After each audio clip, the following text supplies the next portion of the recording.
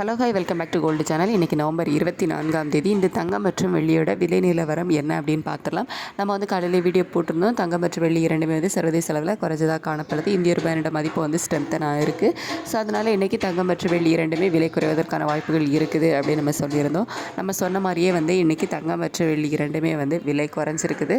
22 carrot ஆபரண தங்கம் ஒரு கிராமுக்கு 110 ரூபாய் குறைந்து 11,520 ரூபாய்க்கு ஒரு கிராம் ஆபரண தங்கம் விற்பனையாகிட்டு வருது.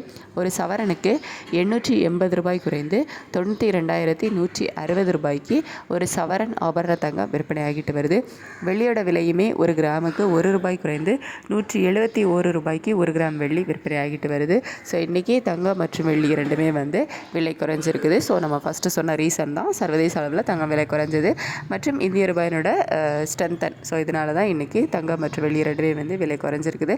இன்றைக்கி சனிக்கிழமை ரேட்டு ஃபிக்ஸ் ஆனதுக்கப்புறமா நமக்கு மார்க்கெட் க்ளோஸ் ஆகி இன்றைக்கி காலையில் தான் ஓப்பன் ஆச்சுது. ஸோ ஓப்பன் ஆனதுமே நல்ல ஒரு விலை சரிவு இருந்துச்சு.